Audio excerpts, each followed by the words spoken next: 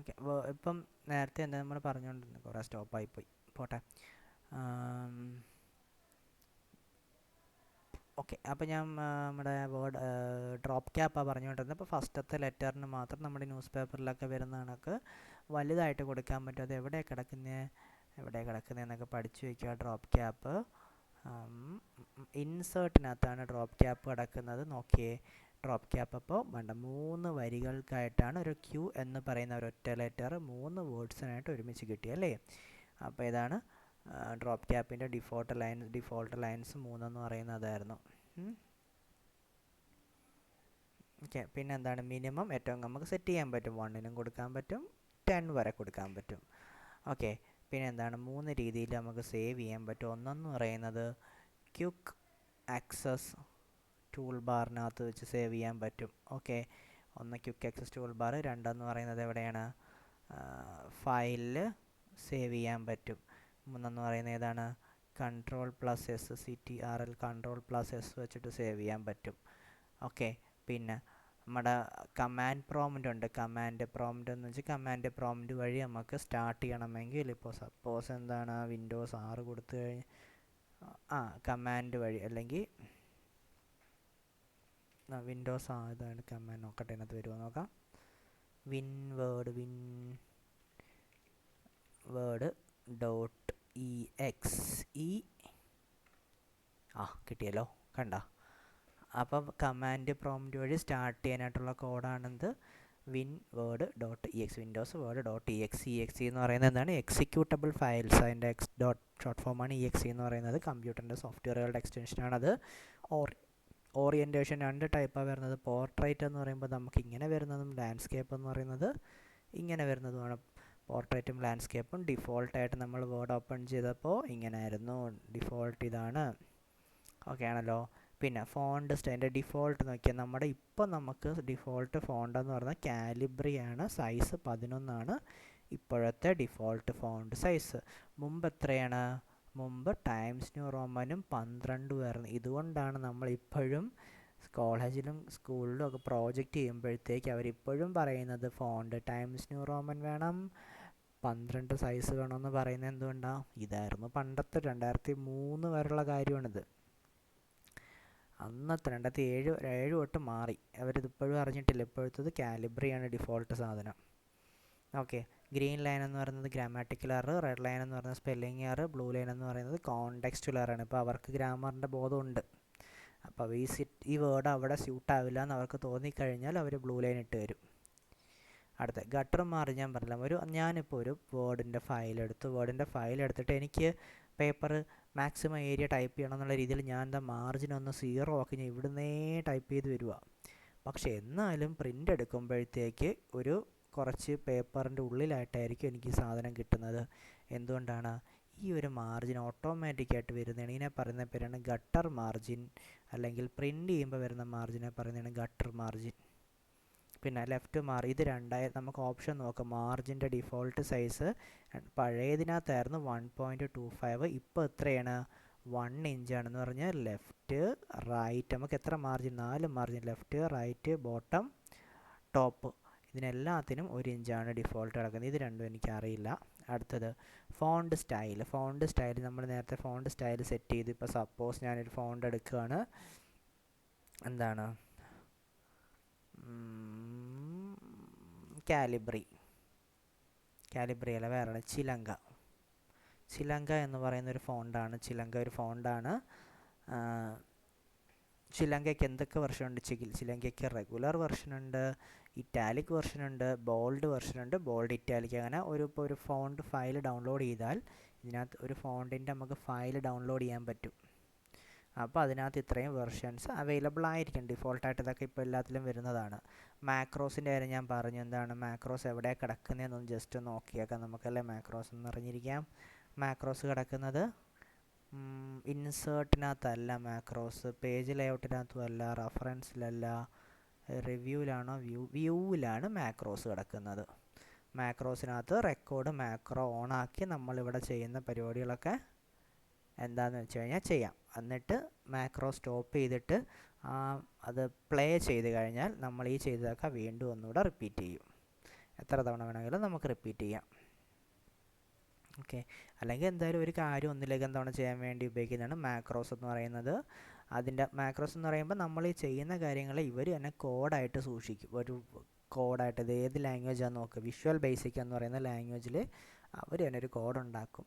പിന്നെ എന്താണ്, നമ്മൾ ഈ കട്ടും കോപ്പിയൊക്കെ നമ്മൾ ചെയ്യാറുണ്ട്. പക്ഷേ ഈ കട്ടും കോപ്പി നമ്മളിപ്പോൾ ഇവിടുന്ന് കട്ട് ചെയ്യില്ലെങ്കിൽ ഒരു പവർ പോയിൻ്റിൽ നിന്ന് കട്ട് ചെയ്ത് വേർഡിൽ വെക്കുന്നു, വേർഡിൽ നിന്ന് കട്ട് ചെയ്ത് എക്സിലേക്ക് കൊണ്ടുപോകുന്നു. അപ്പോൾ ഈ കട്ടും കോപ്പിയൊക്കെ ചെയ്യുന്ന സാധനങ്ങൾ ടെമ്പററി ആയിട്ട് എവിടെയെങ്കിലും സേവ് ആവണ്ടേ? ആ സേവ് ആവുന്ന സ്ഥലമാണ് ക്ലിപ്പ് ബോർഡ് എന്ന് പറയുന്നത്. ഇപ്പോൾ ഈവൻ ഫോണിൽ തന്നെ ആണെങ്കിലും വാട്സപ്പിലോ ടെലഗ്രാമിലോ നമ്മൾ ആ ടൈപ്പ് ചെയ്യുന്നതിൻ്റെ അവിടെ ലോങ് പ്രസ് ചെയ്ത് കഴിഞ്ഞാൽ ക്ലിപ്പ് ബോർഡ് എന്ന് പറയുന്നൊരു ഓപ്ഷൻ കൂടെ കാണും. കോപ്പീൻ്റെയും പേസ്റ്റിൻ്റെയും ഒക്കെ കൂടെ ക്ലിപ്പ് ബോർഡ് എന്ന് പറയുന്നൊരു ഓപ്ഷൻ കാണും. ക്ലിപ്പ് ബോർഡിൽ ക്ലിക്ക് ചെയ്ത് കഴിഞ്ഞാൽ ഈ ഇടയെ നമ്മൾ റീസെൻ്റായിട്ട് നമ്മൾ കോപ്പി ചെയ്തതോ കട്ട് ചെയ്തതോ ആയ ഫയലുകൾ അതിനകത്ത് കാണാൻ പറ്റും. സെയിം പരിപാടിയാണ് ഇവിടെയുള്ളത്. പിന്നെ റൂളർ അറിയാമല്ലോ, മേലെ റൂളറുണ്ട്, സൈഡിലും ഹൊറിസോണ്ടൽ റൂളറും ഉണ്ട്, വെർട്ടിക്കൽ റൂളറും ഉണ്ട്. ക്ലിപ്പാർട്ട് ഇപ്പോഴത്തെ സ്റ്റിക്കറൊക്കെ വരുന്നതിന് മുമ്പ് വേർഡിൽ പണ്ടുണ്ടായിരുന്ന പരിപാടിയാണ് ക്ലിപ്പാർട്ട്. പഴയ മൊബൈലിനകത്തൊക്കെ ഈ ക്ലിപ്പാർട്ട് അവൈലബിൾ ആണ്. ഓക്കെ, ക്ലിപ്പാർട്ട് എവിടെയാണ് നോക്കാം. ക്ലിപ്പാർട്ട് എവിടെ കിടക്കുന്നത്? ഇൻസേർട്ടിനകത്താണ് ക്ലിപ്പാർട്ട് കിടക്കുന്നത്. എൻ്റെ കയ്യിൽ ക്ലിപ്പാർട്ടൊന്നും ഇല്ലാത്തതുകൊണ്ട് ഇതിനകത്തൊന്നുമില്ല, ഞാൻ എടുത്തിട്ടില്ല. ശരി, പിന്നെ എന്താണ് മെയിലിംഗ് ലിസ്റ്റ് എന്ന് പറയാൻ നമ്മളിപ്പോൾ നമുക്ക് ആവശ്യം വരുന്നില്ല. ബട്ട് ഈവൻ വലിയ ഡോക്യുമെൻ്റൊക്കെ എപ്പോഴും ചെയ്യുന്ന ഒരാൾക്ക് എന്ത് ചെയ്യുക, ആ ഫയൽ എപ്പോഴും അല്ലെങ്കിൽ ഒരു സാറിന് എന്താ പിള്ളേർക്ക് അത് മെയിൽ ചെയ്ത് കൊടുക്കേണ്ടുന്ന ഒരു സിറ്റുവേഷൻ വന്നാൽ അപ്പോൾ സാറിന് മെയിൽ കളക്ട് ചെയ്തിട്ട് സേവ് ചെയ്ത് വയ്ക്കും. മെയിലിംഗ് ലിസ്റ്റ് നമുക്ക് ഉണ്ടാക്കാൻ പറ്റും വേർഡിനകത്ത്. ആ മെയിലിംഗ് ലിസ്റ്റിനെ പറയുന്ന പേരാണ് ഡേറ്റ സോഴ്സ് എന്ന് പറയുന്നത്. ഓക്കെ, അതുകൊണ്ട് സേവ് ആൻഡ് സെൻഡ് എന്നും പറഞ്ഞുകൊണ്ട് നമുക്കൊരു ഓപ്ഷൻ ഉണ്ട്. ഓക്കെ, അതിനകത്ത് സെൻഡ് യൂസിങ് ഇമെയിലിനകത്ത് നമുക്കൊരു ഗ്രൂപ്പ് ഓഫ് ഇമെയിൽ ലിസ്റ്റ് നമുക്ക് ക്രിയേറ്റ് ചെയ്ത് വെക്കാൻ പറ്റും.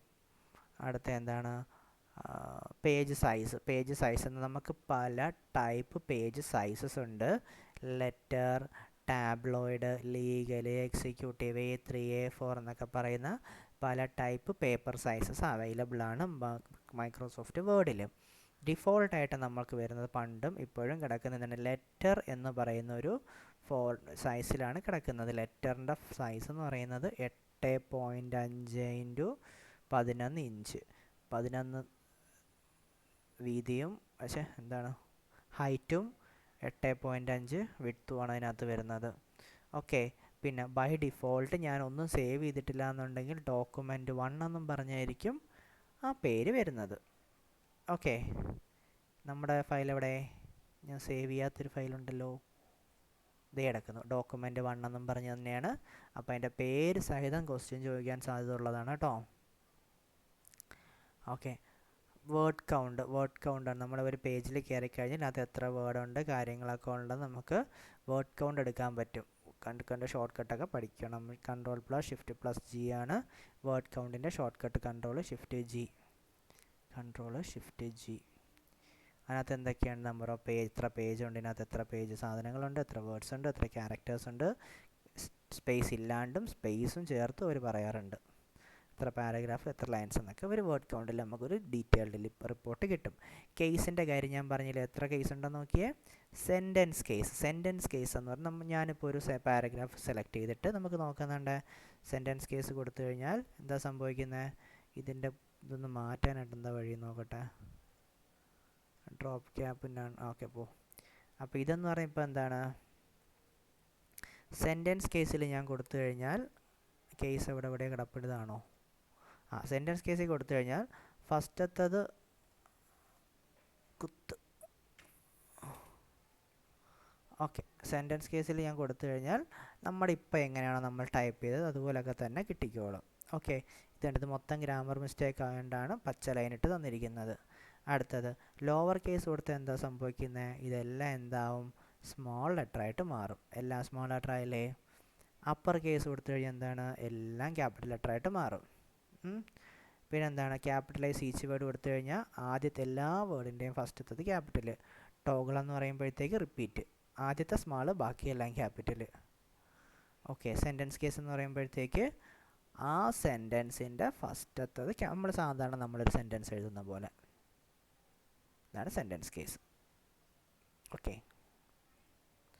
ഇതാണ് എന്ത് വരുന്നത്, കേസ് എന്ന് പറയുന്നത്. എന്താണ്, ഷിഫ്റ്റ് പ്ലസ് F3 ആണ് അതിൻ്റെ short cut, shift plus F3.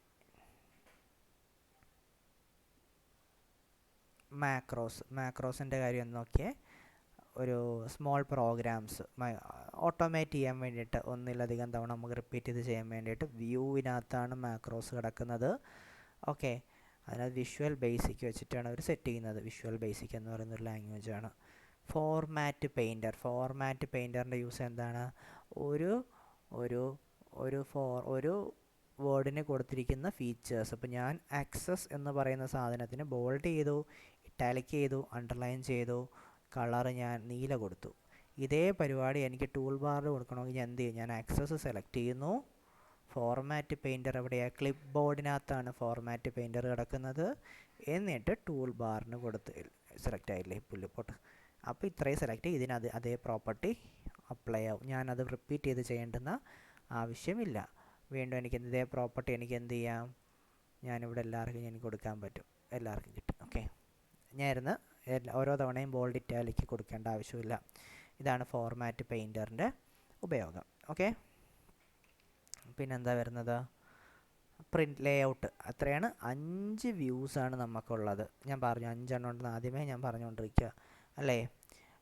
ഏതാണ്, print layout, full screen reading, web layout, outline, draft. Print layout, full screen, web layout, outline, draft എല്ലാം പഠിച്ചേ പറ്റൂ, വേറെ വഴിയൊന്നുമില്ല. ഓക്കെ, അടുത്ത എന്താണ്, മെയിൽ മെർജ് എന്ന് വെച്ച് കഴിഞ്ഞാൽ ഇപ്പോൾ എനിക്ക് എന്താണ്, ഒരു കണ്ടൻ്റ് ഉണ്ട്. സപ്പോസ് ഒരു ഇൻവിറ്റേഷൻ ഫോം ഉണ്ട്. ടു ഒരാളുടെ പേര്, അയാളുടെ അഡ്രസ്സ്, എന്നിട്ട് പിന്നെ ഡിയർ സർ, കണ്ടൻ്റ് എല്ലാവർക്കും സെയിമാണ്, എന്നിട്ട് താങ്ക് യു. ഇപ്പോൾ ഈ ഒരു കണ്ടൻറ്റ് എനിക്കൊരു 100 പേർക്ക് അയക്കണം. അപ്പോൾ 100 പേർക്ക് നമ്മളിരുന്ന് ഓരോ തവണ ഇരുന്ന് ടൈപ്പ് ചെയ്ത് ഉണ്ടാക്കുന്നത് പ്രാക്ടിക്കലി പോസിബിൾ അല്ല. പിന്നെ നമുക്ക് വേണമെങ്കിൽ പറയാം 2ൻ്റെ നെയിമും അഡ്രസ്സും മാത്രം മാറ്റിയാൽ പോരെ, ബാക്കി കോപ്പി പേസ്റ്റ് ചെയ്താൽ പോരെയെന്ന്. പക്ഷേ ഓരോ തവണയും സേവ് ചെയ്യണം. ഇതൊരു നമുക്ക് ഇത്രയും സമയം പോണ പരിപാടിയാണ്. അപ്പോൾ ഇത് എളുപ്പമാക്കുന്ന പരിപാടിയാണ് മെയിൽ മെർജ് എന്ന് പറയുന്നത്. എൻ്റെ കയ്യിൽ എന്തുണ്ട്, എൻ്റെ കയ്യിൽ സെയിം ലെറ്റർ പല ആൾക്കാർക്ക് കൊടുക്കാൻ വേണ്ടിയാണ് മെയിൽ മെർജ് ഉപയോഗിക്കുന്നത്. മെയിലിങ്സ് ടാബിനകത്താണ് മെയിൽ മെർജ് വരുന്നത്. ഓക്കെ, എത്ര ടാബാണ് വരുന്നത്, file, home, insert, page layout, reference, mailings, review, view. Mail മെർജിൻ്റെ കാര്യം ഒന്ന് പറയുന്നുണ്ട് നോക്കിയാൽ. മെയിലിങ്സിനകത്ത് കൊടുത്തു കഴിഞ്ഞാൽ നമുക്ക് എന്താണ്, അത്രയും ഓപ്ഷൻസ് ഉള്ളത്. ക്രിയേറ്റ് എന്ന് പറയുന്ന ഒരു ഗ്രൂപ്പുണ്ട്, create group, start mail merge, write and insert field, preview result. ഇതത്രയാണ് അതിൻ്റെ ഒരു ഫോർമാറ്റ്. ഈ ഓർഡറിലാണിത്. ഇവിടുന്ന് തുടങ്ങി ഇവിടുന്ന് ഇങ്ങനെ മൂവ് ചെയ്ത് ഫിനിഷ് വരെ എത്തും. ഓക്കെ, ഇതാണ് അതിൻ്റെ ഒരു ഫോർമാറ്റ് എന്ന് പറയുന്നത്. ഓക്കെ,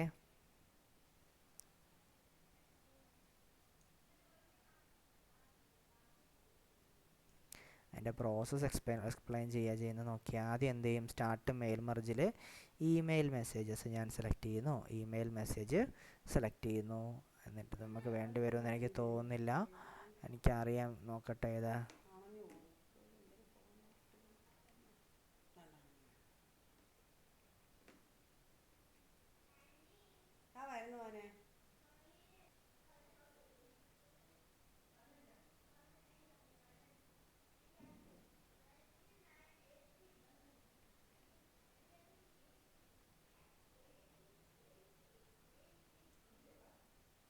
ഓക്കെ, നമുക്ക് ഈ മെയിൽ മെർജ് നമുക്ക് അധികം വേണ്ടി വരില്ലെന്ന് എനിക്ക് തോന്നുന്നു. അപ്പോൾ നമുക്ക് വേണ്ടത് ലാസ്റ്റ് എങ്ങാനും എന്തെങ്കിലും സമയം ഉണ്ടെങ്കിൽ എങ്ങനെ നോക്കി, എത്ര നമുക്ക് ആവശ്യമില്ല. ഇത് നമുക്ക് ഏത് ടാബിലാണെന്ന് നോക്കിയാൽ മതി.